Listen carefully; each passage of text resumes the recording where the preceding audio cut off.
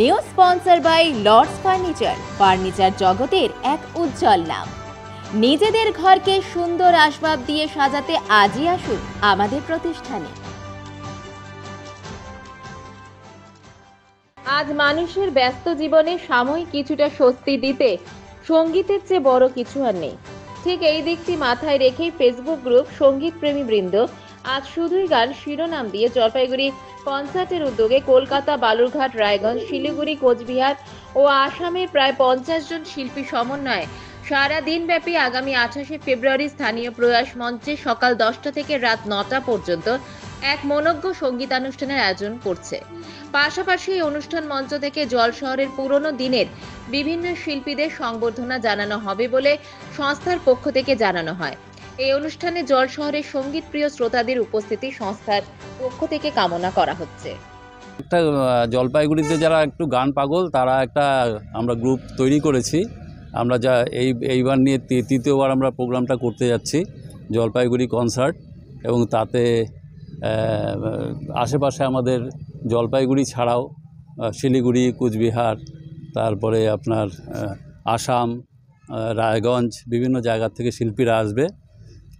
আগামী 28 তারিখে 28শে আমাদের ফেব্রুয়ারি শুক্রবার আমাদের অনুষ্ঠানটা প্রয়াস হলে হবে।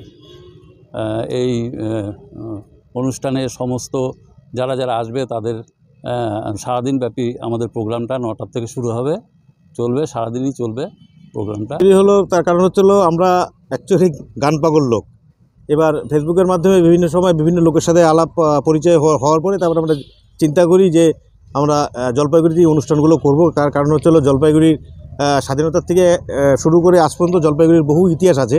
জলপাইগুড়ি একটা সঙ্গীত প্রেমী শহর হিসাবে পরিচিত করে, এবং আমার জেলার প্রতি শ্রদ্ধা এবং ভালোবাসা জানিয়ে জলপাইগুড়ি জেলাতেই আমরা এই আবার সঙ্গীতের অনুষ্ঠানটা করছি। আগামী 28শে ফেব্রুয়ারি শুক্রবার নিমন্ত্রণ করছি যে আপনারা 28 তারিখ আসুন। সকাল 9টার থেকে আমাদের অনুষ্ঠান শুরু হবে, সারাদিনের অনুষ্ঠান চলবে।